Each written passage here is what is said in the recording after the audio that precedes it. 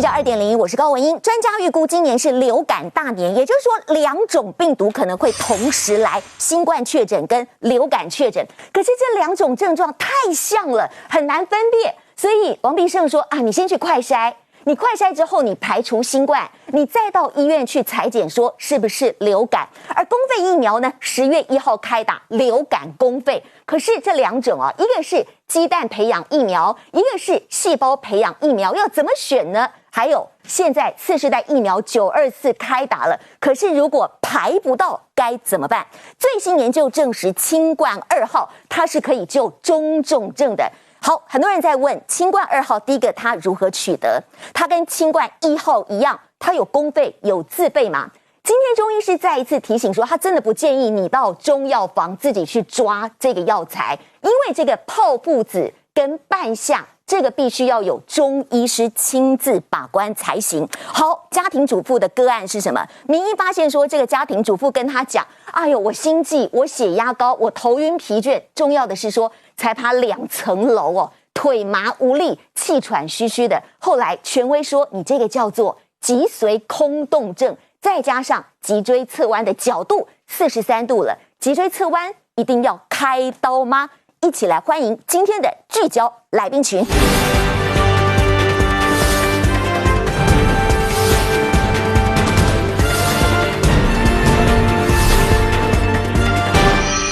对，在这边的反射区，好，我们可以请文姐来看一下。天哪，才10秒！这里面的药方有荆芥、薄荷、甘草、金银花、紫苏，它是先漱口，慢慢的漱。我们用一支针，然后给它扎到你很疼痛的那个位置。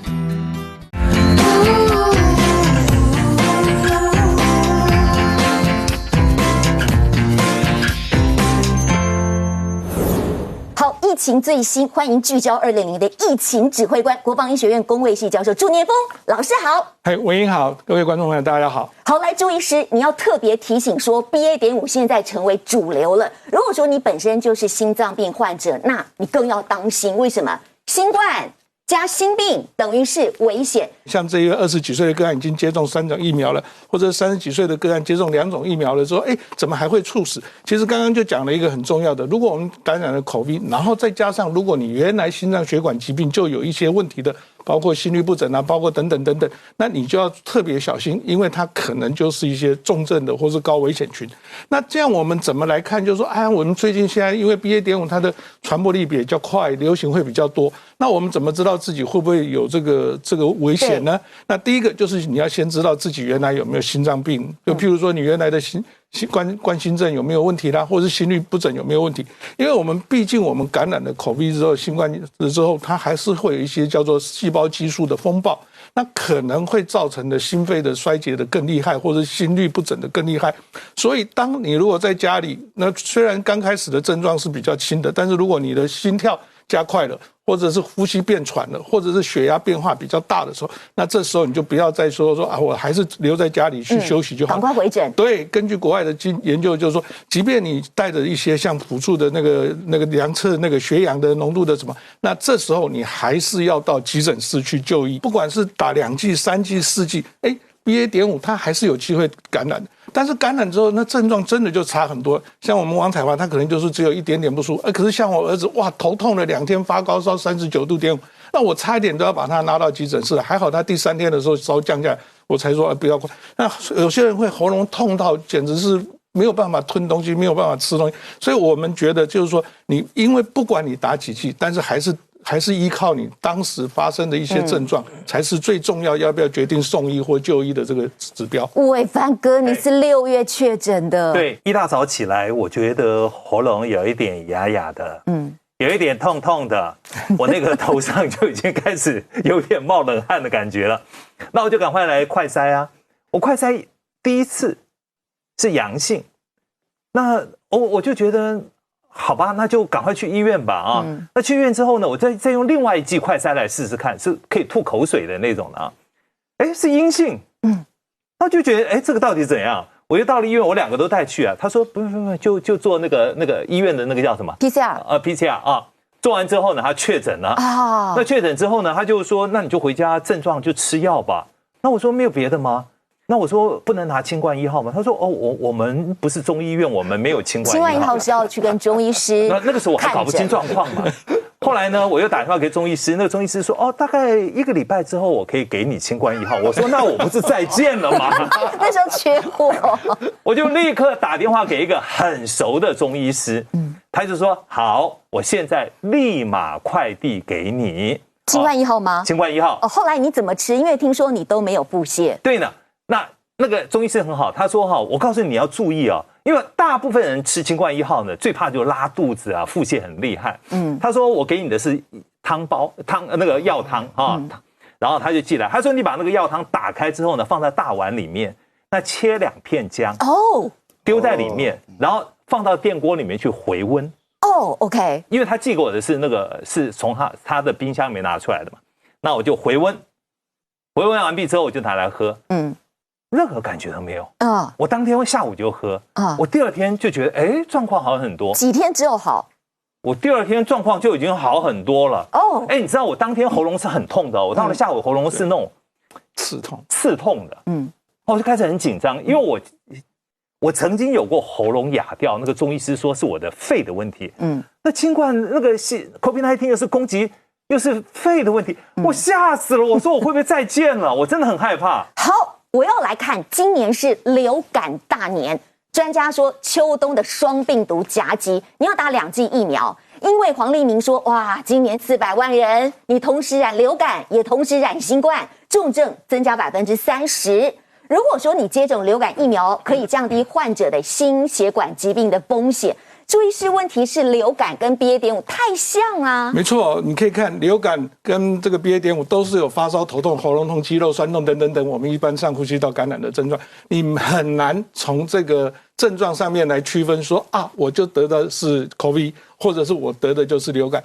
所以大家可以看，那再加上其实我们大家知道前2年流感是非常少的，因为为什么？大家口罩都戴好戴满，大家都在家里面都不敢出去，公共场所都没有人，所以这流感当然低。但是今年不一样，今年你看马上就要开放，就要解封了，我们在家里面都会有 COVID 的这个快筛，自己的对那个棉签棉棒自己拿下来就会筛了。但是流感呢，不管我们是 AB 流，我们一定都要到诊所或者是急诊室去筛。所以我们这些专家学者就建议，就是说，不管怎么样，如果有发烧、头痛、喉咙痛这些症状的时候，你就先筛 COVID 的自主的快筛，对，先自己的快筛。那快筛如果没有的话，那你还有这些症状，那你就赶快再到急诊去挂急诊或者门诊那个诊所的门诊，他就会帮你筛流感的 AB 流。那这样你就可以确定。我们打开嘛那我们打开的时候，我们一般人这为什么我们现在觉得说那个自己筛的时候会有一些下不了手？对，我们每次这样放，哇，医生自己来居然可以这么轻松。对，你这样放的时候，你就一直抖。你看像这样，你就已经会开始手你要一直这样伸进去，对，最少5到10公分一定要有的。5到10公分。对，如果你快筛一点感觉都没有，那我就可以跟大家讲，那个无效快筛伪阴性就是会很高的。好，我们来讲这个公费流感疫苗，11月1号开打，这2种有什么不同？好，那其实因为我们一开始的时候，我们都像这个台湾之光就是国光疫苗，那时候真的是就是为了我们流感那时候突然的大流行，那它是一个比较传统的鸡蛋培养的疫苗，所以你可以看这是以国光这个为主。那当然你看国外的 Sanofi 或者GSK 它也有，那另外一个就是有比较新的用细胞培养，它就不要养很多鸡蛋啊，然后再做。那这也是有我们打公费的时候你是没有办法选疫苗的，所以你有那什么疫苗你就打什么疫苗。您儿子感染 BA.5，但是你们其他家人都 OK 对不对？对，都 OK。对，他这个是可能有时候也是从那个在服役，因为替代役受训的时候回来，那回来的时候前2天还有第3天就开始发烧。那有的时候可能是从外面带来的。那其实我们现在最担心的还是家庭内的感染，因为家庭内有爸爸妈妈一个感染，可能就传给小孩子，或者是小孩子感染了之后传给阿公阿嬷。所以其实怎么样避免在这个家庭内的感染，或者是社区内的一些的感染，其实才最重要的。这个还比较不好，还要用手拿着。但是我不管怎么样，我一定是先喷的。喷完了之后一定会把它洗。像我家里还摆着一个自动的。那我太太每次都骂我说：“你干嘛要买这个自动灯？”我说：“哎呀，手不要摸还是比较好。那你这样摸一下，对不对？那这样侦测的时候，你最起码把手都是弄干净的。甚至我有时候我在看诊间的时候，我知道2位医生一定跟我一样，看诊间的时候一定把额头头发，因为我们没有一直都戴帽子睡，就把这个能够暴露的地方都先擦一遍。然后回到家里，第一件事就是把你在外面带回来的衣服，一定是把它脱掉。那脱掉呢，不是把它丢在沙发椅上或丢在床上，一定是就丢在我们的洗衣篮里面，就丢进去了。对，就是表示他这个衣服是要洗的。所以像我一进家，大概我的这些 T 恤、衬衫全部都会换掉，那就会穿那个比较在家的衣服、裤子。那这样的话一丢进去，你这样摆着，那最起码我们这样已经是等于这个就是危险区了。外面的病毒就全部把它归在那边，不要再随着身体。对，然后这个时候呢，你再回来，可能坐在沙发上，或者是去吃饭。那我们现在很怕很多人一进来，衣服也没换，这个东西也没脱，就直接坐在餐厅用餐。哇，那这个其实就是最容易传染。好，另外就是确诊者必须要1人1室，假设没有独立的卫浴，确诊者使用完必须要消毒。所以你们家从这里到这里就是直接赶快进浴室。对，我们就是一进来就是我一进门，其实跟我家人说我回来的时候，我大概第一件事就走到卫浴。哦，赶快进换完盥洗。手就进到卫浴室，这样的话你就可以避免减少这些的碰触。好，家庭主妇是2度确诊，一家4口确诊，爸爸的同事确诊之后3天，爸爸先出现症状，2个小孩跟妈妈快筛也是阳性，但是3个月之前妈妈已经确诊过了，又重复感染。院长跟他讲说，来消毒漱口方，你要这么做，每天早中晚使用3次。刚刚讲说，刚才朱教授是说这个回到家以后呢，是不是又换了？但实际上口腔的问题啊，还是要解决。因为你如果把口腔都清干净，病毒不要附着上面，那是很重要。所以我们用漱口的方式。那其实根据那个中央研究院，就是中研院，还有慈济，还有长庚，他们发现像荆芥、金银花，还有像薄荷这些草药呢，都是对于杀病毒、减少病毒，尤其是在口腔的一个漱洗上，是可以减少病毒的附着到我们的呼吸道里面去。所以我们可以用这几味药材，像甘草荆芥、紫苏、金银花这几味药材，那薄荷这几味药材，我们把它各10克。你可以综合性的，你不一定是说是每个5样6样都一起加，你可以选择2、3样，可以调口味。那我们用1000cc 的水，那给它熬煮大概10分钟、5分钟，都可以。那其实冰冰凉凉的，或者是你要加，就是这一壶，它是可以喝，它的口感是很好的，可以饮用。但是我们在喝的时候，就是说我们漱口为主，因为什么？我们希望是我们的口腔咽喉里面充满的这个杀菌或者抗病毒的，就是说先漱口，然后再喝。当然我们也可以怎么样？我们也可以把它喝下去，那没有问题。好，我请院长来示范，他是先漱然后再饮用，这可是学问啊！来，这里面的药方有荆芥、薄荷、甘草、金银花、紫苏，它是先漱口，慢慢的漱，温温的，然后再喝下去。懂了。哎呦，不错，感觉蛮好喝的啊。对，好，这个是漱口方。来，下一张电视墙，各位观众非常重要。清冠2号最新研究是，清冠2号可以救中重症，降低74%的死亡率。有4味药的是跟原来清冠1号是一样的，黄芩、鱼腥草、瓜蒌实，还有一个甘草。那里面的配方里面，像厚朴、茯苓、玉竹、梅依橙，这个的配方是比较跟一般的杀病毒还有滋润有关的，但是里面有2个药炮附子跟半夏。因为这个炮附子本身它的药性是比较强的，就是说在中药里面有些药性是比较温和，但这个炮附子来讲，它药性是比较强的。那这个要由中医师呢来控制这个药量把关。对，那另外就是半夏这个药，它本身也是对于肺部的一个浓痰、积痰的消除的。但这个一般来讲，用在一个重症的病人身上，在医院里面，那由中医师或者跟这个在医院里面的医师一起来，所以这不是自费的。对，所以他这个是在医院里面。那伟凡哥讲到说，会有人会有拉肚子的问题，因为其实瓜蒌实它其实不是太寒，但是像它有软便的作用。各位知道那个决明子知道吧？决明子吃下去会软便，这是这个作用的意思。但是主要也是一种排毒。那清冠1号跟2号里面，它最重要的是说，就是它的功用是不一样。对于轻症的时候，阻断病势进入肺部。那如果是2号的话，是对于缺氧重症的人，可以解除他的病情为主，主要是它可以增强免疫力，增加肺部的一个这个预防纤维化。另外一个避免血栓肺部的血栓的形成。那这个肺部血栓形成，就以后变成一个连锁反应，会变成多重器官的衰竭。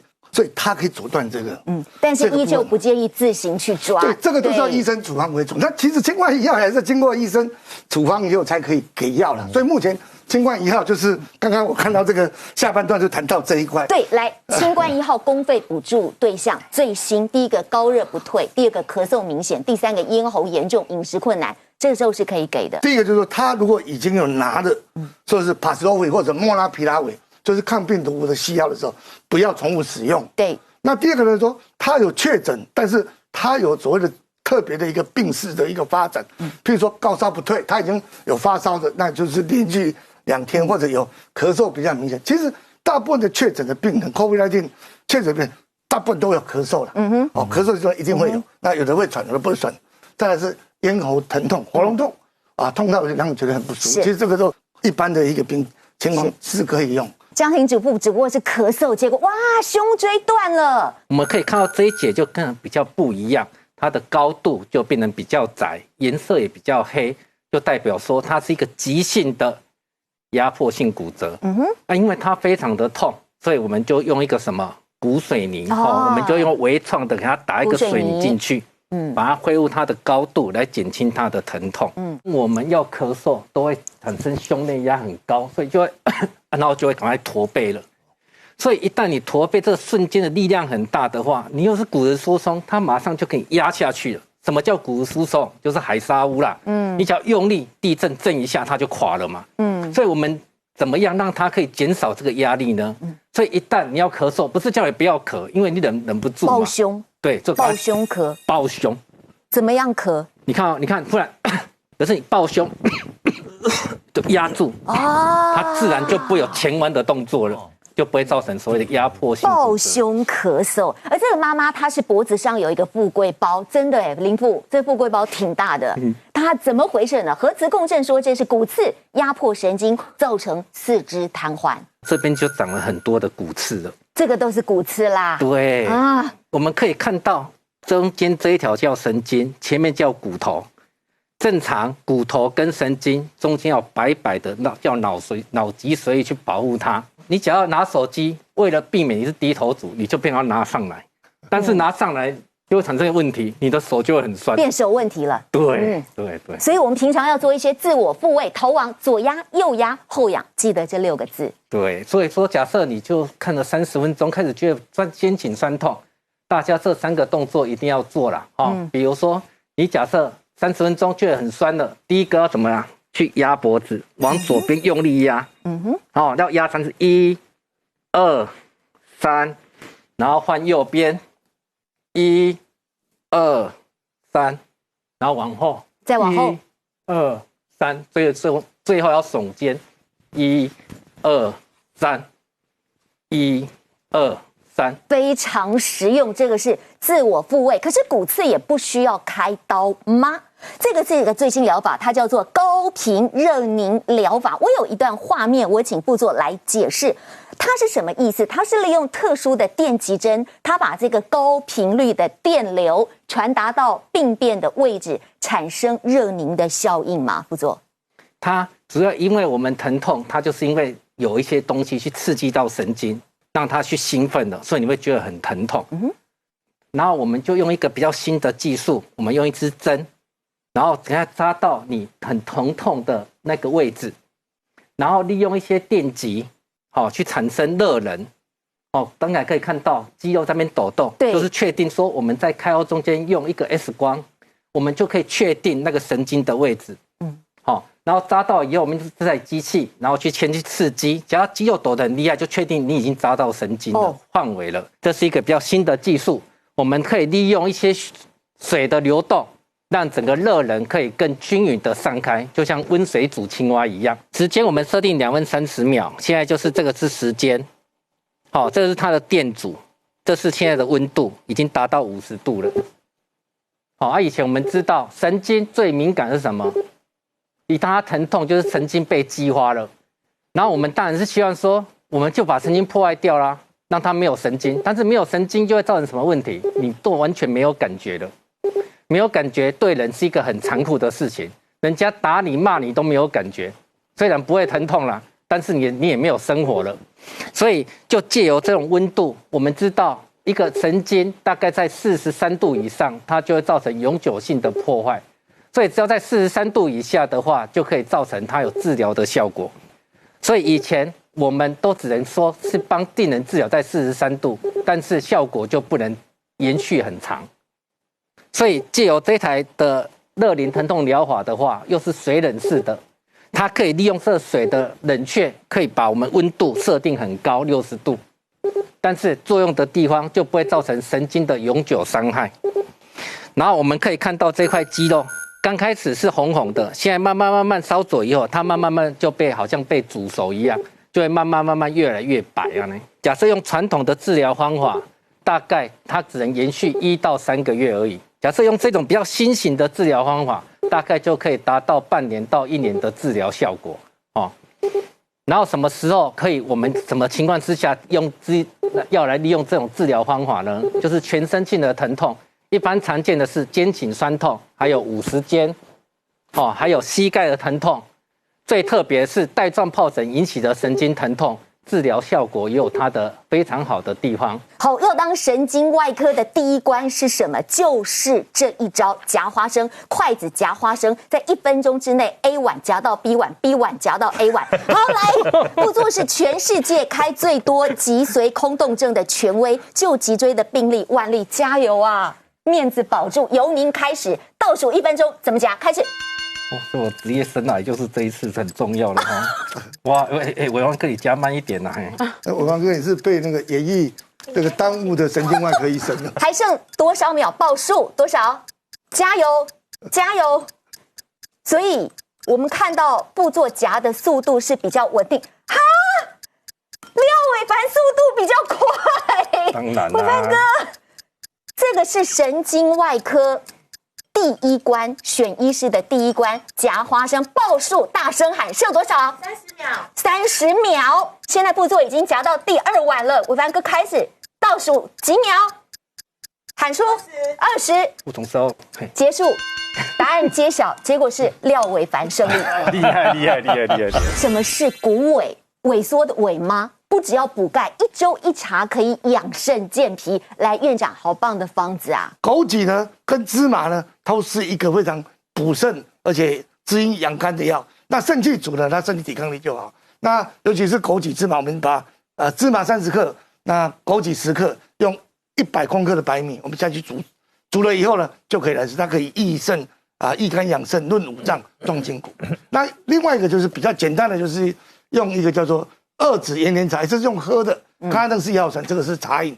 枸杞子、五味子各6克。那枸杞子、五味子就把它捣烂以后加白糖，那用开水去冲，那可以滋阴补肾，那适合骨质疏松的人来使用。好棒哦！下一张电视墙是脊椎反射区，治疗师告诉大家说，脊椎刮痧，他平常睡觉是好像在监狱一样，每天都翻来覆去就睡不着啊。所以当我在刮的时候，会发现说，它是满满的疲劳痧。疲劳痧怎么看？其实疲劳主要就是睡不好。我们主要是看枕骨下肌群，就在我们脖子后面的这一块。那这边的话，因为它后面是我们的颈椎，颈椎旁边会有所谓的椎体动脉，往上它会流经我们的脑干，它掌管我们睡眠跟呼吸的中枢。所以如果说你脖子后面，我刚刚有提到低头族，脖子后面紧了，那你就有很高的概率你会睡不好。那么刮完了之后，就当天一觉到天亮，睡个8、9个小时都起不太来。那我们看一下第2张，他确诊，对，他是确诊。那这位个案呢，全部都中啊，发烧、狂咳、喉咙爆炸痛，好像有刀在割啊。我们的心肺反射，它是在胸椎的地方。那它有一个比较特别，我们观察到的现象，只要确诊过的，它的沙土都会有点泡泡的所以它泡泡。对，它这是2D，可是我们实际在看的时候，它会有点肿肿的，腰部也是可以刮的。我们的腰从前面从胸腰胸腰交界是肝胆脾胃往下走，到这边的时候，它其实是大肠跟我们最后的直肠或者是就是我们的泌尿生殖系统。所以到这边的时候，你就发现，这边满满的沙，对，突然空掉。那因为他是个爸爸，小孩都是3个，连续这样子抱，一路抱了好几年。所以这边都是满满的肌肉的伤害的沙土，那到后面你就会发现，空掉，这边是走排便。马上现场示范，因为廖伟凡哥他有坐骨神经痛，他的腰椎第4、第5节有椎间盘突出，坐骨神经痛20多年了，治疗师来。好，先涂一点专业的刮痧油。那各位观众的话，你们可以在家涂一点婴儿油，是会比较适合的。那我们使用的是我们专业的刮痧盘，那一样各位观众可以用家里的酱油点，我们采指抠的方式，从上面开始往下刮。比较睡不好的话，我要加强的是你的脖子后面的这一块，就是枕骨下肌群的这里。就我们刚刚有讲到，它是椎体动脉，然后会往上，然后流经我们的脑干。所以中间先刮，然后接下来是旁边。那我们确实应该是你要拨丢，妈妈应该还不错。好，在旁边。我们可以让它有点侧，它痧都出来了，对，已经痧都出来了，而且它的颜色其实偏鲜红，那所以代表说它其实平常是比较燥的。那脖子的地方就是肩颈的地方，我们往旁边这样带就好了。然后这边呢，可以多刮几下，因为这是主要是睡眠。那接下来我们往下刮，往下的话呢，到胸椎的地方，它其实是心肺的反射，非常有感，对，非常有感，而且它可能会有点在割，因为它之前有确诊过。所以在这边的反射区，好，我们可以请文姐来看一下。天哪，才10秒。对，可是它这边的血流比较好。你看，我们刚刚是脖子刮了很多下，然后反而都不太出来，所以它的血流在这边是断掉的。对于我们来讲，我们是要滚石不生胎嘛，真的血流要畅通，有进有出，这样才是健康。结果上面反而都断掉了。它的这边条怎么这么黑？对，所以它的肺活量呢，就是它至少有血流，虽然说很黑的，可是它肺活量其实是还不错。而他的睡眠是真的相对比较不好，对，因为这边全部都断掉，这边断掉，这边断掉。那我们再涂一点油。你所谓的断掉是气断了还是脖子断了？血流断掉，讲得好恐怖。就是你的痧图。好，这边确实是有一点点，你有感觉到这边有颗粒感吗？就是凸凸的，又红又黑。对，然后旁边这边呢，我们一样可以稍微刮一下。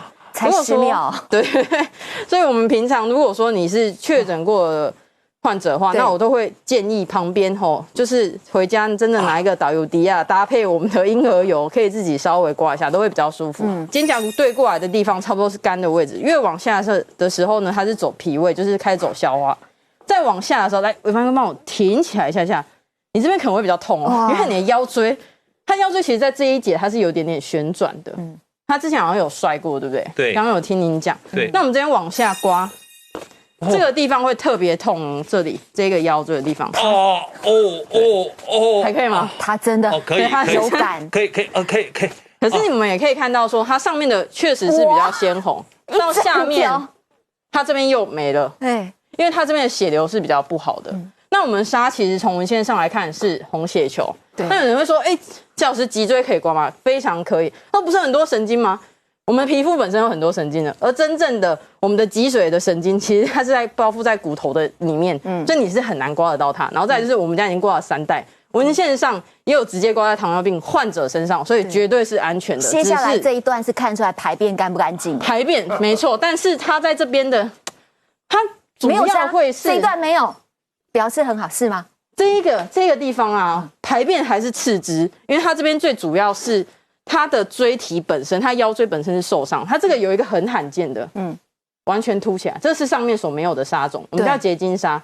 一般结晶沙好发在淋巴结，可是这边其实没有啊，就在这个地方其实是我们的骨头本人嘛，所以它这个比较像是它之前很久以前跌倒的那一次，所撞伤的地方，所以是在这里，所以我们会说身体的伤痧会知道。节目开播以来看过。这么快就出痧了一张出痧地图啊！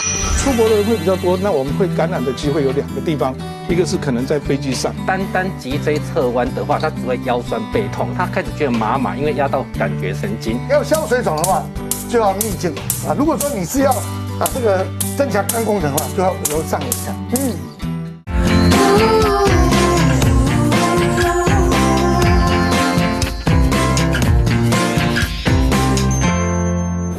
我们看到现在0+7已经几乎接近要开放了啊，所以大家说现在会不会有一个报复性的出游？我去哪玩？我出国去玩。吴康仁已经到泰国去玩了，许维恩奔到马尔地夫去度蜜月了。大家在讲说日本可能去的人最多。我们这轮整理出来，这是在2023年有9个连假，哇！我们前一阵子都还是在国内旅游，所以大家还是 OK 的。可是接下来的放长假的，你看我大概从2019的12月之后就没出国，以前对1年出国3、4次，现在是3、4年没出国一次。所以我预期在10月解封，或者是因为它变成0+7的时候，就代表说你回来就不会被隔离，所以出国的人就会比较多。那出国的人会比较多，那我们会感染的机会有2个地方，一个是可能在飞机上，或者第二个是你出去玩的地方。那出去玩的地方如果是比较空旷，我们觉得还比较没有关系。但是如果在人比较多密集的地方，而且又待到30分钟以上，戴口罩，口罩还是戴。所以最重要的一个还是在飞机上这个。那我们飞机虽然他们说那个他们的空调过滤是不错的，但是我觉得因为人跟人之间的距离还是比较近，所以能不吃东西就暂时先不要吃东西，能戴好口罩就戴好戴满，到了下飞机再把它拿掉。那这样是可能会比较好的。另外一个就是如果你在飞机上有接触了其他东西，我们有一个随身带着的这个干洗手或是小罐的，我们其实现在有很多将近100cc 的那个酒精喷的，那你摸完了之后或吃完了之后，你再把它喷一下或洗一下，其实这样才是比较安全的。家庭主妇跟医生讲说，他有一些症状哦，心悸、高血压、头昏、疲倦，甚至他自己观察不对劲了，才爬1层楼、2层楼，他就腿麻无力、气喘吁吁的。副总，您跟他讲。诊断之后，这个叫做脊髓空洞症。本来脊椎是直的，它这样从胸椎一直歪到腰椎，这个角度测出来是43度了。一般的话，小于20度了，大概我们原则上就保守治疗了哈，就是好好的叫小孩子注意一些姿势，尤其在青春期发育的这段时间，因为它角度变化是最大。万一到20到40度，我们就建议要穿一个背架去矫正了。大概40度，大概就要开刀了。然后这个病人，因为他从小他没办法去接受一个好的治疗，所以他就只觉得腰酸背痛。但是最大问题是说，他最近就觉得说，开始觉得会喘了，然后手脚会麻了。所以这个问题就不一样，因为单脊椎侧弯的话，他只会腰酸背痛而已，他手脚不会麻。所以就经由，因为他麻有神经症状，我们就给他抬一个核磁共振，就发现他得到一个非常罕见的疾病。一般我们可以看到一些神经就是黑黑的，它竟然在黑里面有一个白白的，就是它里面有一些东西去压迫它黑黑的神经组织。因为我们知道神经组织大概就是感觉神经、运动神经、自主神经，所以他病人为什么会发现开始觉得说他开始觉得麻，因为压到感觉神经，为什么走路会没力，压到运动神经。甚至到最后，它会发生两边温度不一样、大小变失禁的情况。而且严重的脊椎侧弯有15%合并脊髓空洞症，就是15%的几率。万一你有脊椎侧弯，假设只有腰酸背痛，那个是没有关系，我们就按照自然去处理。万一你有神经的症状，比如手麻、脚麻、无力的话，就一定要去找神经科的医生。好，很实用的动作题啊，6个字，经典：胆经堵，全身堵，胆经。所以我们胆经啊，其实从头啊到脚啦。那尤其在这个季节里面的胆经，如果你堵了，全身的气血啊就会堵住，甚至会引起下肢水肿。有很多女性朋友啊，一天大晚都来说，陈医师啊，教我怎么样来清胆经。但是我们看到了很多的一个报道里面呢，都是叫我们敲这个臀部啊、梨状肌的部位、大腿外侧。其实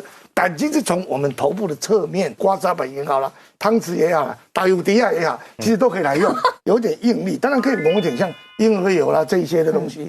可以让它润滑，所以有时候说觉得好像里面有刮到痧的感觉。所以我们看，如果说戴眼镜，当然就会把它拿掉了就把它按照这个顺序把它刮下来，而且还可以自己来，对，可以自己来了当然，如果家人的话，你可以互相来这个顶门框指的是什么意思？这是说我们胆经其实还有一部分是在我们的一个身体的一个侧面，那这个部分就很难刮吧？对，所以我个人是喜欢用这种方式啦，就是我们一个门框的话，我们像以这个来讲，就是可以把它当做一个按压的一个穴道了这个就是一个顶门框的方法。伟凡哥来当 model， 刚刚刮完之后，接下来是要被拍打真的对，而且院长，你带的这2个介绍一下，那个棒子是什么意思其实这个就是拍痧棒这个其实这样会死人这不是酷刑这个拍的还蛮舒服的它是拍手吗？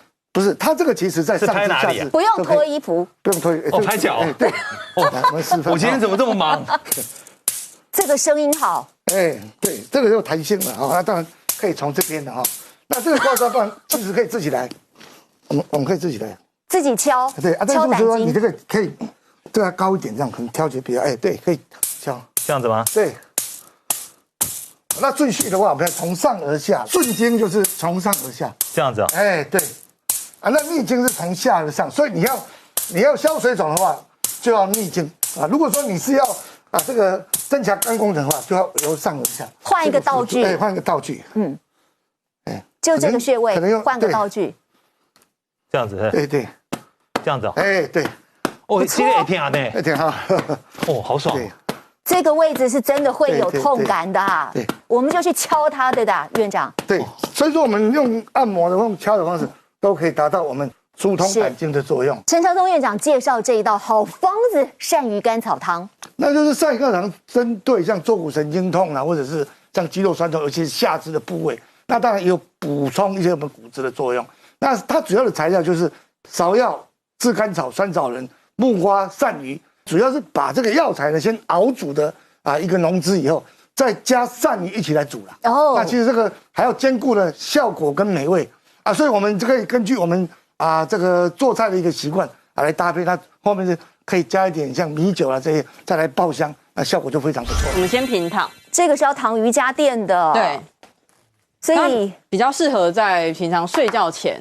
那已经累了一整天了，站了一整天，坐了一整天了，所以回到家睡觉前，如果说你觉得腰椎是比较紧绷的，因为我们一直重力往下压嘛，然后两边的肌肉是比较紧绷的，那我们可以先做第一招，比较简单的第一招，我们先把我们的腿往上抱，这个时候会建议是抱大腿的后方，因为如果你抱膝盖，有的人膝盖它比较退化，比较不舒服，那这样会压迫到。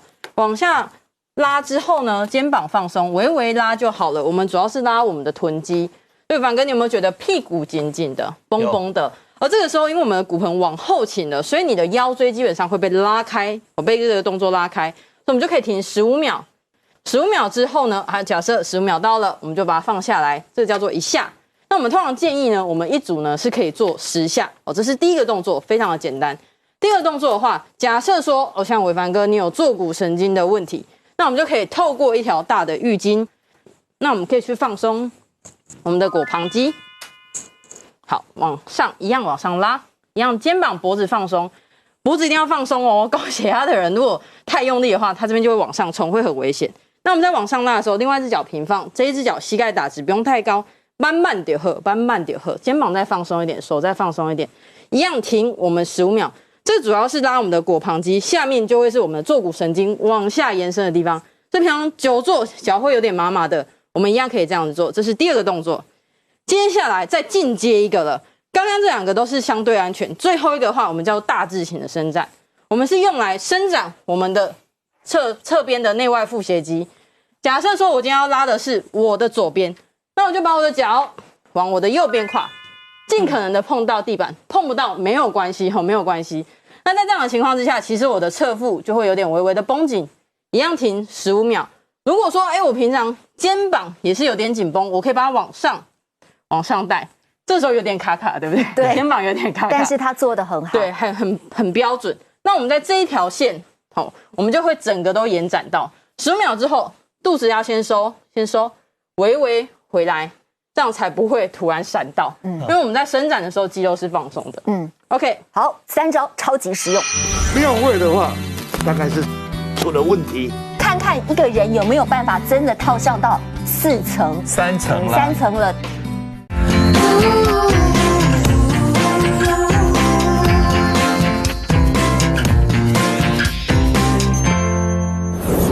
这个非常写实您的脚臭是哪一种味道的？庙位的话，大概是肾脏出了问题，有气出问题。就是我们的那个尿酸的代谢出了问题。好，第2个如果是酸味的话，酸味的话就是跟肝脏有关，所以你那个身体汗液的一个分泌跟我们脚的一个分泌，造成我们的一个嗅觉的改变，会闻到不同味道。那如果是酸，可能要想到的是肝。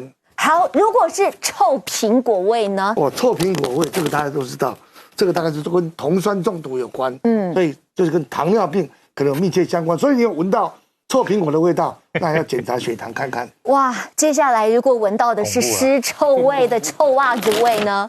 尸臭味，它大概就是骨头或者癌症身体出现了一些问题。所以如果是尸臭味，那可能有些组织坏死了，像下肢单独或者是癌症的时候，就会出现尸臭的味道。这个是如何辨别臭味啦？日本有一位医生讲说，哦，这是他自己自创的，叫做排寒疗法，有2大原则，叫做头凉脚暖8分饱。所以他说，人要穿4层的袜子，寒气严重要穿到10层。那院长您同意吗？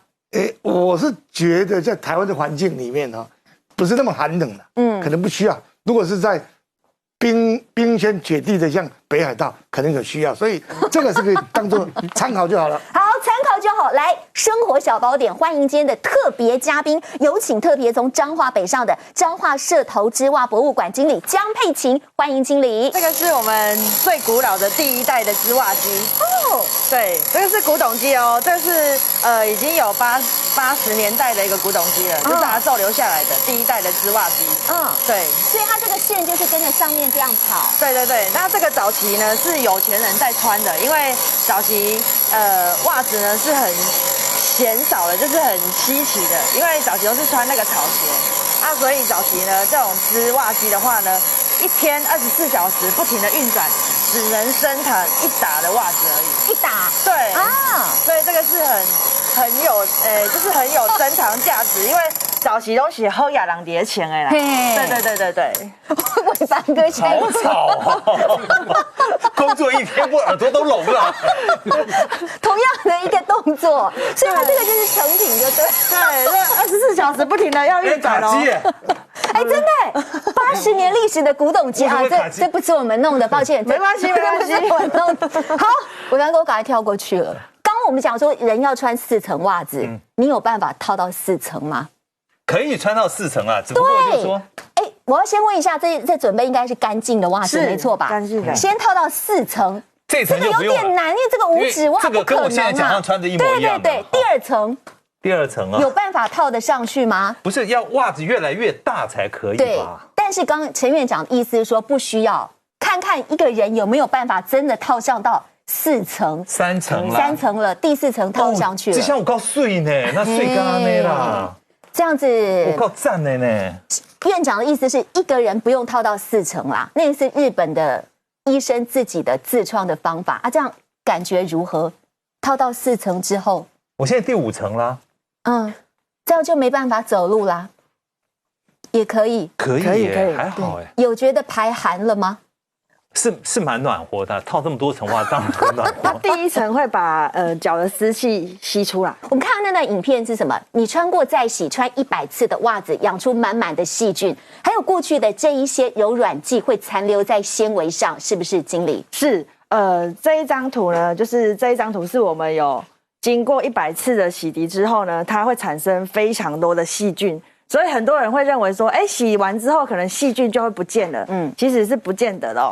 洗完100次之后，它还是一样会有细菌的部分，真的还在。对，这个是很可怕的哦。那再来就是现在市面上其实有很多的洗衣精，或者是有很多的洗涤的一个商品，它里面都含有柔软剂。那柔软剂呢，很多人都非常的喜欢用。可是这个柔软剂呢，对我们的纺织品来讲是一个非常非常大的一个杀伤力哦。尤其是呢，这张照片呢，是有经过柔软基因的洗涤之下，它残留在我们的一个纱线上面。那其实柔软基呢，是一个实力控的一种，它只要洗涤之后，它就会把我们的那个机能性的纱线包覆住，它的功能就完全无法释放了。所以今天要示范就是说，我们如何正确的洗袜子，要把细菌洗掉，然后使用哪一些剂。这个我不敢拿，这是我们制作人老公的臭袜子穿过的，所以你要现场示范，千万不要用到柔软精的洗衣机，不要用到柔软精。对，再来就是现在因为疫情的关系，很多人喜欢就是加一点漂白水在衣服上面或者是袜子上面杀菌嘛，对不对？可是呢，我建议大家千万也不可以用，它会让我们的纤维材质整个破坏掉，是很可怕的哦。那我们要怎么挑选？我们的洗衣精呢，就是要在市面上买到的，就是不要有含有阳离子的洗衣精。手洗的时候是2面都要洗。可是如果你们一般很多人都是用洗衣机在洗，所以你要洗衣机洗的时候呢，就一定要翻面。为什么？我们的油脂跟细菌都在我们的里面，所以就是要这样子进去，就是翻面。翻面之后再放到洗衣机或者是手洗，这样洗完之后呢，一定要记得就是把它搓一下哦。那洗完之后呢，要怎么去晒袜子？这个也是一个很特别的一个重要的地方哦。因为现在很多人呢，洗完袜子之后呢，都会说，哎，奇怪，怎么袜子会越洗越松啊？对，其实跟晒袜子也有很大的关系。建议大家就是在洗袜子完之后呢，一定要用夹子，不要夹这样子，不要夹底部哦，因为底部它的水流下来之后，在这个袜头地方，它就会让它松掉。就会让那个水就会积在这边袜头的地方，就很容易松掉。我们要怎么去晒袜子？就一定要把这样子袜子翻到正面之后，在袜口地方就是夹一个夹子，这样子正确的夹法。对。吹热之后，胸椎的地方可以上下。那因为我们秋天呢开始走到肺经，如果很适合养肺。那如果说之前有确诊过的话呢，你的胸椎一定要好好的保护。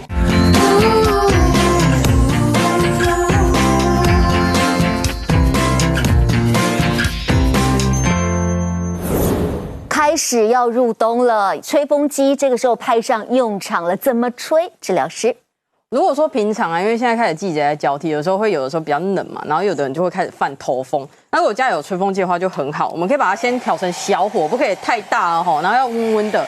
那我们可以先从头顶开始吹，那它一定要是热的才行哈。那吹到头顶有点微热之后呢，可以慢慢的往后带。我们要往后带，尤其是在脖子，我们刚刚用刮的嘛，那我们也可以用吹风机吼，相对比较安全，然后大家也比较方便操作。